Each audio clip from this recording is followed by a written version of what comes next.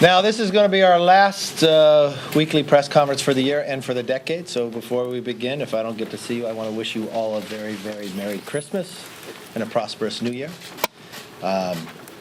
Being our last press conference, I guess we're going to start just where we started with our first one about a year ago, talking about impeachment. You watched what transformed last night on this floor. It's something that we've said all the time. The weakest, the thinnest, the fastest impeachment in U.S. history. Schumer even admitted, trying to ask for more witnesses, that what happened on this floor over here was wrong. Now we have the own Speaker of the House who is so embarrassed. She admits the failure of this impeachment that she will not even send it to the Senate. So embarrassed that I watched in her press conference, she wouldn't even take your questions. That is not a good legacy to have. She's admitting defeat by not sending it, by refusing to send the impeachment over. She knows this outcome is not good. She knows the facts are not there. There's no basis for it. At the end of the day, the American public needs to move on. So with that, let me open it up for questions. Yes? Do you worry about your legacy defending a man who suggested last night that John Ingram might be in hell, attacked a 16-year-old girl last week, said she has anger management problems? Is it difficult to defend a man who talks like this? Your question to me is, am I worried about my legacy? No. Am I worried about my legacy of standing up for the Constitution that it is not impeachable what the president did? The question before me as a member of Congress, is that impeachable? Even, which I would consider probably the most respected constitutional scholar, someone who's not a Republican, a Democrat, Jonathan Turley even said, the only abuse that was moving forward was the Democrats. That there was no bribery, there was no obstruction, and that's the job that I have. Will I be embarrassed the fact that I just served for a year in Congress and the record of this Congress is more subpoenas than laws? I'm embarrassed that this is the Congress that did that. I'm embarrassed that this Congress promised to be different and they haven't. I'm embarrassed that this Congress designed their entire time, from selecting of their committee chairs, from the freshmen on their first day, to Adam Schiff, with only one goal of impeaching the president.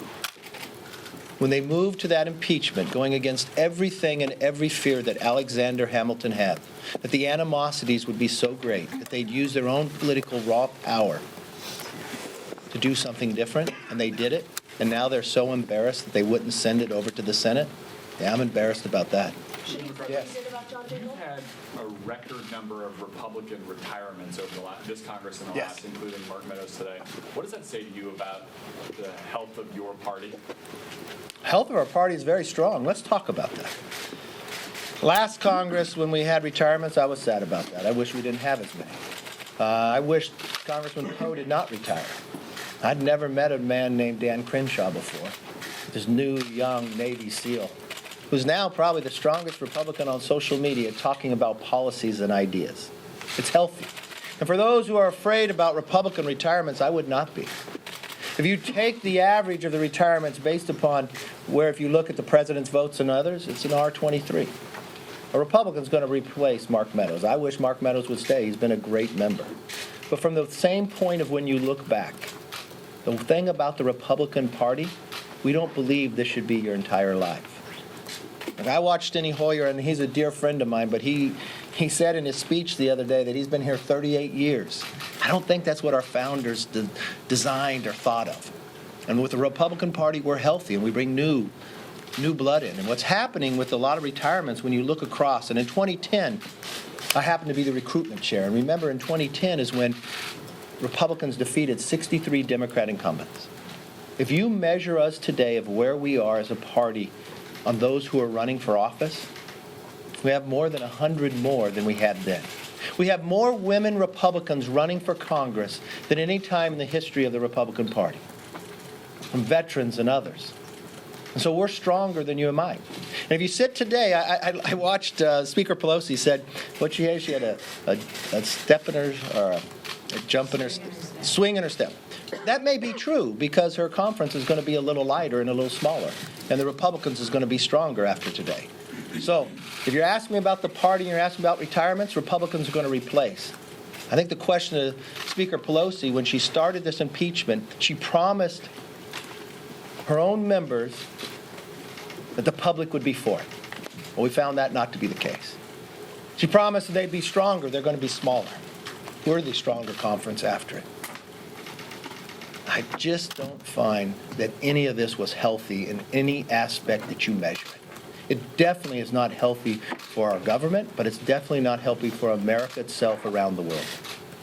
Yes? Two-part question. If you could respond to an earlier question about can you defend Trump's remarks about delayed John Dingell, but my question would be, this week federal prosecutors revealed that Lev Parnas, Giuliani's indicted associate, received $1 million, came up during his bail hearing.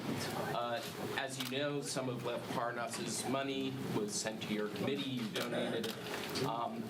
Can you respond to both the development in the SDNY prosecution, what that means for now the linking of Dmitry Firtash, the oligarch, to Parnas, and what that means for the investigation? I don't know. The investigation will continue to go forward. I thought you were going to refer to, when you said what happened this week, I thought you were going to refer to the judge based upon what happened with the FISA court and the FBI spying on the campaign. That was a great concern to me as well. Question to John Dingell. I knew John Dingell. I knew Debbie Dingell. I served with them both. I think they were very good individuals. I think they John served his country very well, very proud. When John passed away, if you watched on the floor and you heard my speech on the floor, and contribute to him, and I find him a very strong individual, very bright individual. I think he made a great contribution to America. We may differ philosophically and sometimes in principles, but no, I considered him a friend. Yes. Now that the House has voted on articles of impeachment, what will House Republicans' role, in the Senate be? Are you planning on having some of your members prep the Senate as they prepare for an eventual trial, or what will that look like? We will do anything senators need if they want information. If they need it. We have a lot of members that spend a lot of time on this. But that's up to the Senate and also up to the president and who he wants to represent him. But anything that we can be helpful with, we will.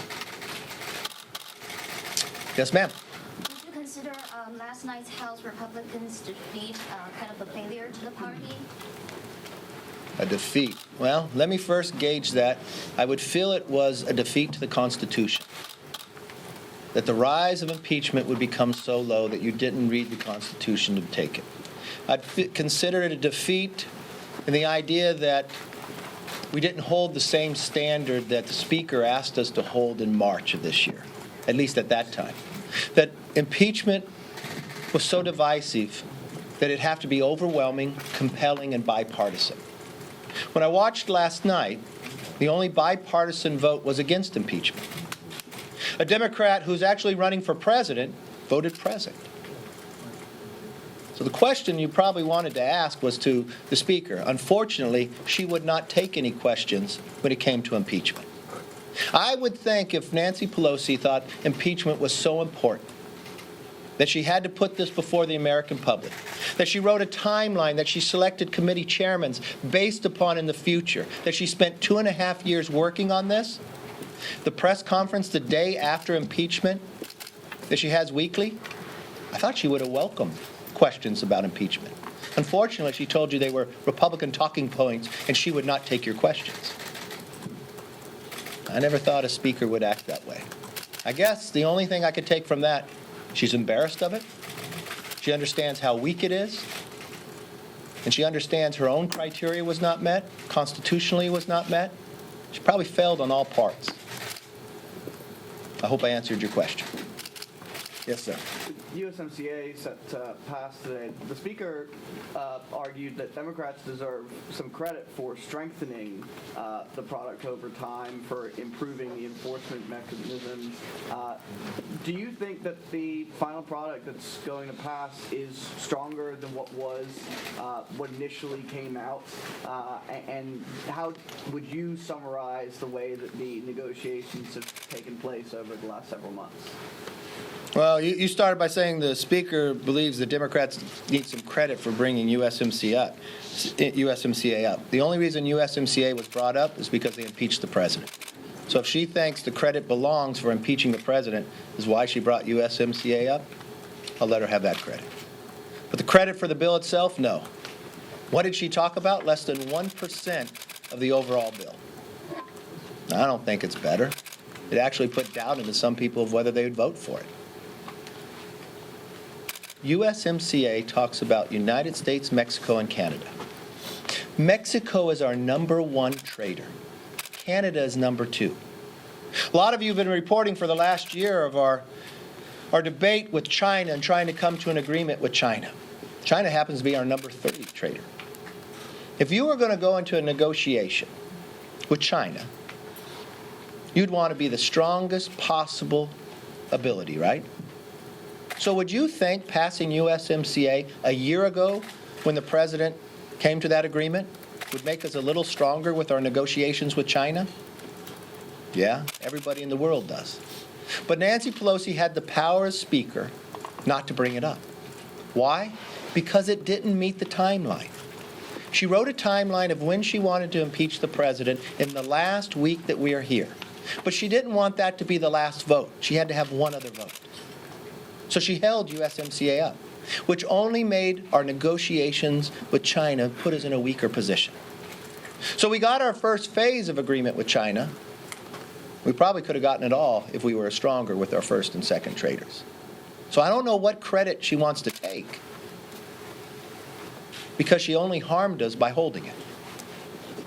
If she wants to try to spin it in some manner, with you're only negotiating 1% of the bill, I don't know how much credit you can take. America will be stronger because of USMCA. Presidents before have promised they would renegotiate this after 25 years. But only one president was able to accomplish it, President Trump. If you want to take, okay, let's look at the floor and let's see who should get the credit. Well, I took and I looked at every time the USMCA was brought up on the floor in the last year. Do you want to know what the percentages are? 91% of the time that USMCA was brought up to bring up to a bill and talked about was from the Republican side of the aisle. 9% from the Democrats. So I think history will tell who gets the credit. I'm just very proud of our members for never giving up, for continuing to put pressure. But the greatest pressure that finally changed the Speaker's mind was the impeachment, because she did not want to go home with that being the final vote. She's so embarrassed by it, she won't even send the papers over. She's so embarrassed by that, she won't even take your questions. Why will she release the papers? I never thought I'd see a Speaker take that position. But I guess that's where we live today. I never thought we'd see a House doing the things that Alexander Hamilton feared the most. Yes? Have you spoken any more to Congressman Jeff Van Drew about him moving over to the Republican Party? And how do you feel about, welcoming a new member whose record doesn't exactly line up with Republicans? Republicans are very Big Tent. We're excited to have Jeff Van Drew. We welcome anybody who believes this new Democrat Socialist Party has left them behind. If you want to say what's welcoming, why is he leaving the Democratic Party? There's many times in the past that members from either side of the aisle have left their party to go to the other. But I can't remember a time that somebody left from a majority party to join the minority party. So that question that you raised to me and the premise of it really should be asked to the Democrats. How can you be excited if you started this whole process thinking the outcome would be better and your own conference got smaller because of it? It showed the differences. It shows you're not welcoming. It also shows you cannot have a difference of opinion. When you watched the body language on the floor last night, you watched those 31 Democrats who sat in seats that President carried. Their shoulders were down, their head was down. They were not proud of what they were in. It was almost like the pressure was too great for them. They felt the pressure inside the chambers from their own conference greater than the pressure of the constituents back home of who they said they would listen to. They've watched it inside their town halls and others. Many of them promised before they even got here that they would not vote for Nancy Pelosi for Speaker. They broke that promise right away. Because that promise of those 2.5 years to impeach the president was too great. Many of them would say that they did not want to impeach the president. That's not why they came here. But the chairman of the Committee of Impeachment, Judiciary, was selected based upon that fact. The congressman they selected to represent the 2 articles of impeachment inside the Rules Committee 2 days before the president was inaugurated said he was going to impeach the president. The freshmen who now pretty much control the floor for the Democratic side, who gave them the majority, on the day of being sworn in, a few hours later, said they wanted to impeach the mother. So I guess that much of pressure outweighed to these 31s their own constituents. But the difference is 11 months from now, the constituents will have a voice. For all the frustration I see, this is still the greatest form of government. Because the people have the power. This impeachment vote yesterday was sandwiched in between 2 pretty bipartisan major votes this week: the spending bill, which had both bipartisan opposition and bipartisan support, and USMCA today. The Democrats say that shows that what they have said all along, that they can walk and chew gum at the same time, that they can hold the president accountable while also legislating. Do you think that it shows that there can be some bipartisan cooperation despite all of what has been hanging over Congress over the last several months? There could be a lot of bipartisan support, but let's just take your question. We had bipartisan bills on the floor. A spending bill. When was the spending bill due? How many times did you have to do a continuing resolution before the pressure of Christmas coming, before the pressure of the troops not getting their pay raise? I don't think that's bipartisan. I think that's a failure in their job. Bipartisan. You become a new majority. You promise that you'll be different. They never passed the budget. Bipartisanship. We started at the very beginning, concerned about prescription drugs. So we had 3 bills that would lower the price of drugs, come out of Energy and Commerce, with every Republican and every Democrat voting for it. But there was one person that had the power to change the bill, not in committee, but sheerly by herself, the Speaker. She changed the bill before it came to the floor to make sure it wasn't bipartisan, to make sure it could not become law. USMCA, you say, is going to be bipartisan. It will. We've waited 1 year for it to come to the floor. Why? Why would they put them all this week? It's interesting. You even used the word sandwich. Could it be they had a timeline? Could it be that they waited for the impeachment? Could it be that they could not have the votes for USMCA unless they promised to impeach the president? Could it be those who sit in the districts that President Trump carried that wanted USMCA had to pledge a vote for impeachment to get USMCA come up? I don't know. That would be a question for the Speaker, but I guess she doesn't take your questions on certain subjects. It's only the ones that she wants to talk about. It's interesting for an elected official to have that answer. Does the decision to not hand over the articles to the Senate right away, does that have any precedent, or does it raise any constitutional questions to you? I don't think she has the constitutionality to keep them. To me, it's about admitting guilt. But then again, she just makes the rules up as she goes. Remember, we did not use the standards that we used for President Nixon or Clinton. She changed all that.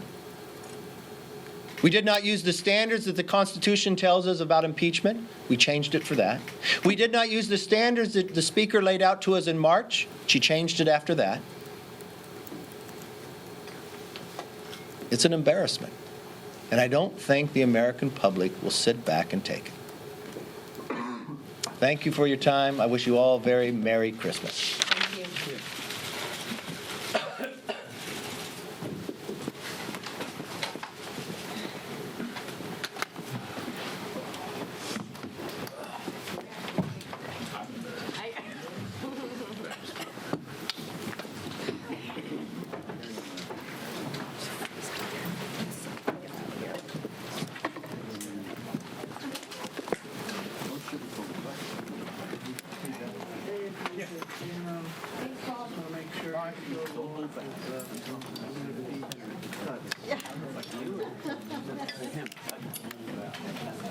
I